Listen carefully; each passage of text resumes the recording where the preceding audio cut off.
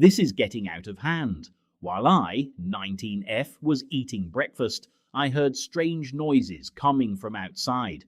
I also heard the rattle of the fence. It is old, from some kid trying to IDK, climb it.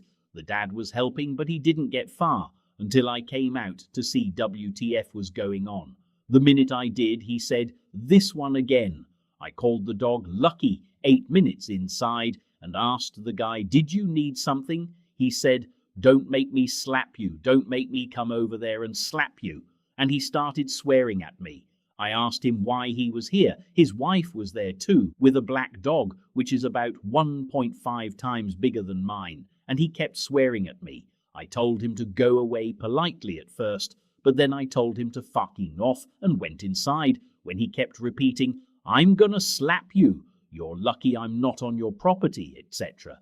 After like 2 minutes, I went to close the window, German dazing, it was half open, and said, "Your mum should have had an A." Yeoman closed it. Well, they didn't leave after I went inside, so he heard me, and I could see him charging at the window. He began slamming his fist on the glass until his wife dragged him away, at which point they finally left. There is no damage to the glass, just the man's ego, LOL. IDK, why it's so hard to not be harassed in my own home. Okay, not mine. I live with a guardian as I am in college, but still. Some people piss me off, man. There were others that used to do this, come do the fence and let the kids climb it, but after a while and telling them not to, they stopped. It wasn't hard for them to stubborn old ladies included, so why is it so hard for these idiots? Sorry, needed to rant. Still blinded by rage and shaking. The comeback was funny though. I know I shouldn't have said it, but come on. You can't threaten someone and expect them to take it with grace. But I also think he shouldn't have began trying to break the window. IDK though. Also, what did he expect me to do?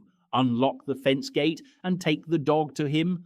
Let them be at the very one gust of wind away from falling fence and let the sun climb it. Also, if the sun climbed the fence and went over it, how would he expect him to get the sun back over? And what if the fence collapsed over the weight and injured someone? What then? The fence has square holes as part of its deesing, but they are too small to put your hands in them. Even mine are too big, and I have small hands. Also, the fence is stable for the majority of the time, but if it is pulled like that or a heavy weight is on it, I'm sure someone might get hurt. Also, too broke to repair. Why did they stay? Were they hoping I'd come back for round 2, that I'd let the dog back out after a bit, because they left, and that I'd think they left if they stayed silent for long enough? I can see the street from the front door of the house, and I'd check the street regardless because this dude is a psycho. BTW. The reason I didn't see them when I was closing the window is because it has kind of a blind spot. You can see onto the street, but to see, for example, the fence, you need to all but press your face against the glass on the opposite side. Otherwise, it is not visible. To clarify, his comment of "this one again" is because I told him once before not to let his kid use the fence as monkey bars, and I called Lucky inside. He looked shocked when I was heading inside, and I heard him call me a trashy Ooh.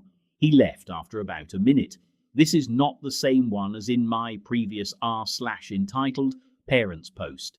BTW Part 2. The dog got scared when the man started yelling, "I'm gonna slap you." Hence why he went inside and stayed under the table on a pillow we placed for him. Nowadays he shares it with the cat, Tommy, 3 months. Lucky is okay now, but I plan on keeping an eye on him just in case. I'm shaken still. I can't imagine how he must feel. I gave him pets.